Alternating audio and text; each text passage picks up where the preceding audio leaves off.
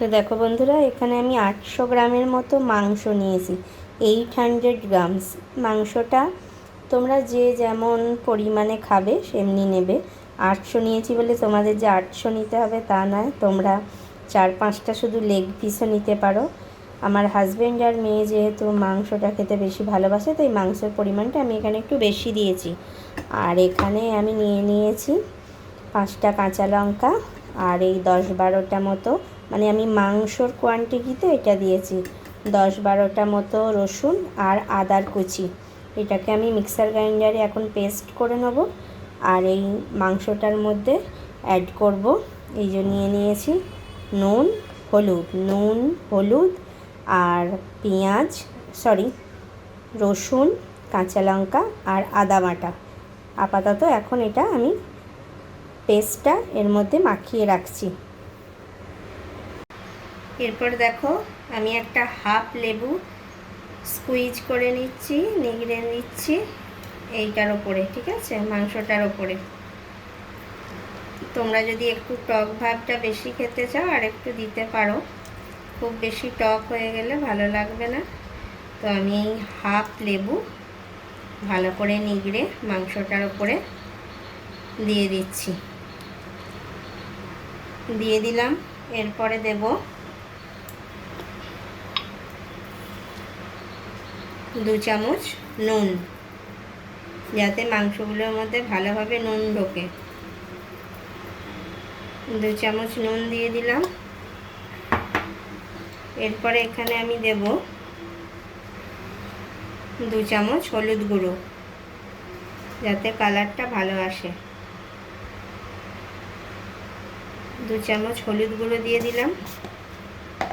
এরপরে আমি এখানে কাঁচা লঙ্কা, রসুন আর আদার পেস্ট বানিয়ে রেখেছি, এইটা দিয়ে দিলাম।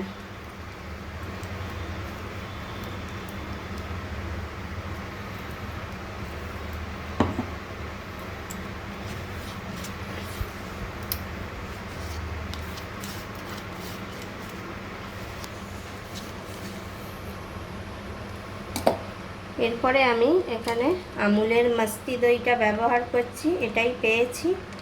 তো এখানে এবার টক দই মেশাবো। তোমরা আন্দাজ মতো দেবে, রান্না করো আন্দাজ থাকবে তোমাদের নিশ্চয়ই। তো এই দইটা আর লেবুর রসটা দেওয়ার কারণ হলো এরপরে ভালো করে ম্যারিনেট করে নেবো মাংসটা।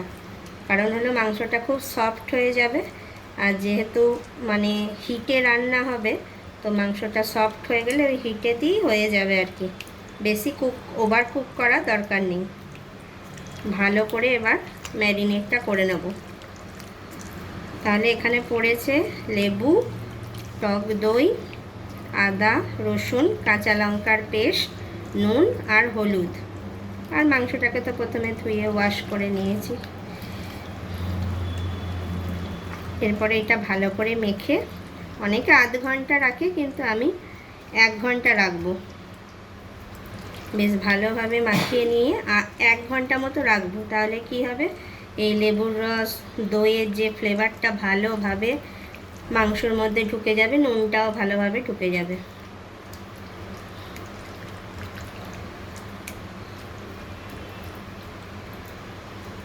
তো চলো, মাংসটা ম্যারিনেট করা হয়ে গেছে।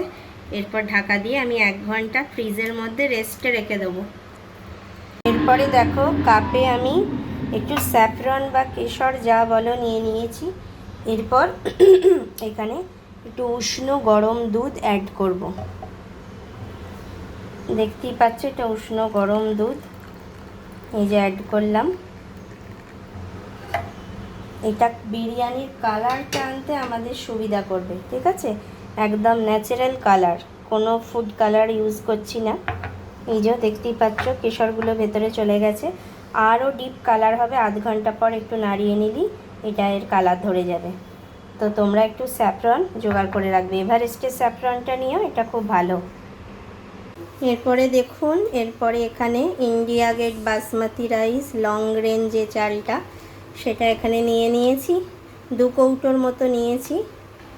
আমাদের হিসাবে আপনারা যেমন কোয়ান্টিটি খাবেন সেরকম নেবেন। দিয়ে এখানে ছোট এলাচ, দারচিনি আর ওই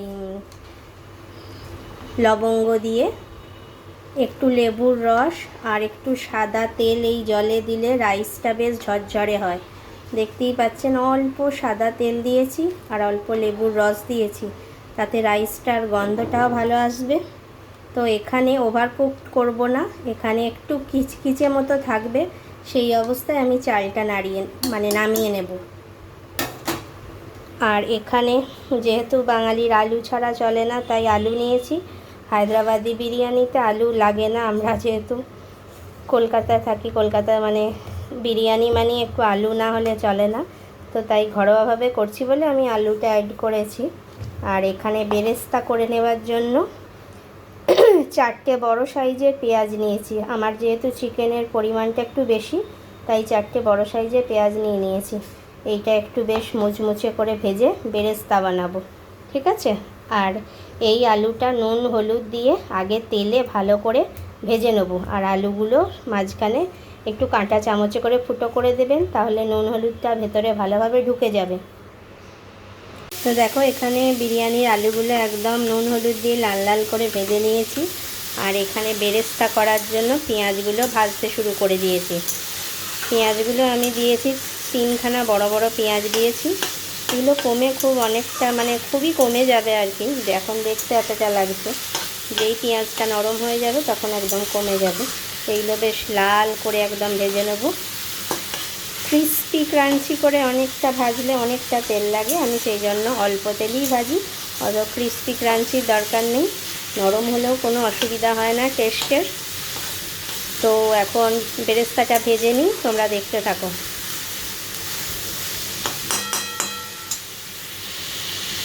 এরপর দেখুন আলুগুলো ভেজে নিয়ে এই দই আর লেবুর এই ম্যারিনেশনটা যেটা করেছিলাম এর মধ্যে আলুগুলো দিয়ে দিয়েছি।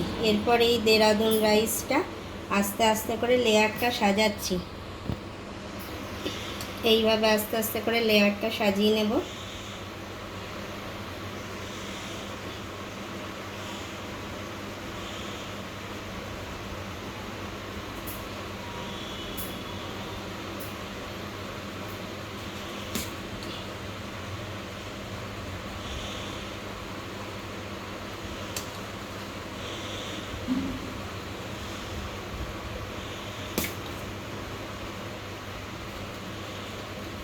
এই যে ভালো করে লেয়ারটা সাজিয়ে নিলাম। এরপর আস্তে আস্তে করে এই ভাতগুলোকে একটু চেপে চেপে দেব, যাতে আমার যেহেতু জায়গাটা একটু ছোট, যাতে পুরোটা ধরে, সেই জন্য ভাতগুলো একটু চেপে চেপে দিলাম, ঠিক আছে। এরপরে দিয়ে দেবো এলাচের গুঁড়ো। এলাচের গুঁড়ো দিয়ে দিলাম। এরপরে দিয়ে দেবো কিছুটা ধনেপাতা। এটা কিন্তু হায়দ্রাবাদি বিরিয়ানি, মনে রাখবেন। অনেকে ভাববেন বাবা বিরিয়ানিতে কেন ধনেপাতা দিচ্ছে, তো এটা হায়দ্রাবাদি বিরিয়ানি, সেটা মাথায় রেখেই এটা করা হচ্ছে, ঠিক আছে। তো এই ধনেপাতার একটা লেয়ার হলো। এরপরে আমি বেরেস্তাগুলো সাজিয়ে দেবো। কিছুটা এই যে বেরেস্তা নিয়েছি,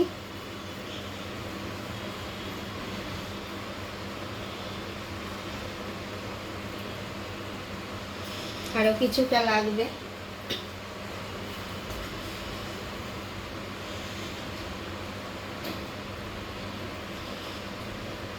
বেরেস্তাটা সাজিয়ে দিলাম।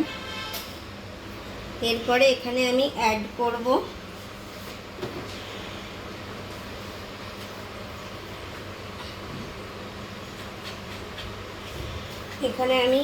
করব 2 চামচ গরম ঘি, ঘিটাকে গলিয়ে নিতে হবে, চাপটা নিলে হবে না। এই যে ঘিটা অ্যাড করছি, এই 1 চামচ গেল, আর এই 1 চামচ, ঠিক আছে। তো ঘিটা দিয়ে দিলাম। এরপরে এইভাবেই আর একটা লেয়ার এর ওপর তৈরি করে নেব। তো চলো ফিরে আসছি, দেখতে থাকো। তো দেখুন বন্ধুরা, সেকেন্ড লেয়ারটাও তৈরি করে নিয়েছি। সেকেন্ড লেয়ারে আরও 2 চামচ দিয়েছি, টোটাল দিয়েছি 4 চামচ ঘি, এরপর যেটা জাফরানটা ভিজিয়ে রেখেছিলাম, কেশর ভেজানো দুধটা, সেটা দিয়ে দিলাম ন্যাচারাল কালার আসার জন্য। এখানে কোনো ফুড কালার কিন্তু আমি ইউজ করছি না, একদম মানে ট্রুলি বলছি, কোনো রকম কোনো ফুড কালার এখানে ইউজ করা হচ্ছে না, সেই জন্যই এখানে কেশরটা দেওয়া। এখানে অটোমেটিক সুন্দর কালারটা চলে আসবে। এখানে উষ্ণ গরম দুধে আমি ভিজিয়ে রেখেছিলাম স্যাফরনটা, তো সুন্দরভাবে সাজিয়ে দিচ্ছি, ডেকোরেশনটা করে দিচ্ছি। দেখতেই দেখুন কি সুন্দর লোভনীয় হয়েছে। আর এটা কিন্তু কলকাতা বিরিয়ানি স্টাইলে একদমই টেস্টটা নয়, এটা হায়দ্রাবাদি বিরিয়ানি যেমন হয় ঠিক তেমনই টেস্ট। আপনারা যদি কলকাতা বিরিয়ানি খুঁজতে মানে কলকাতার বিরিয়ানির টেস্ট এখানে খুঁজতে যান, সেই রকমটা পাবেন না, কিন্তু আমি আশা রাখছি নিশ্চয়ই আপনাদের খুব ভালো লাগবে। তো আমার মোটামুটি ডেকোরেশনটা কমপ্লিট, এবার আমি এটা দমে দিয়ে দেবো। তো চলুন দেখতে থাকুন। তো দেখো বন্ধুরা, বিরিয়ানিটা এখন আমি দমে বসিয়ে দিয়েছি। এখন ফ্লেমটা হাই করা আছে, হাই ফ্লেমে থাকবে 10 মিনিট, আর লো ফ্লেমে থাকবে আরও 10 মিনিট। টোটাল 20 মিনিটে এই বিরিয়ানিটা একদম তৈরি হয়ে যাবে। তো দারুণ স্বাদের হায়দ্রাবাদি বিরিয়ানি খেতে এই রেসিপিটা অবশ্যই ট্রাই করো, তোমরা নিরাশ হবে না। আর রেসিপিটা যদি ভালো লেগে থাকে তো আমার চ্যানেলটা সাবস্ক্রাইব করে দিও, লাইক বাটনটা একটু টিপে দিও, ঠিক আছে? তো চলো, টাটা। তো বন্ধুরা, এটা হচ্ছে বিরিয়ানির ফাইনাল লুকটা। দেখো কি সুন্দর দেখতে হয়েছে, দেখেই লাগছে না লোভনীয়? তো তোমরাও বাড়িতে চটপট ট্রাই করে ফেলো।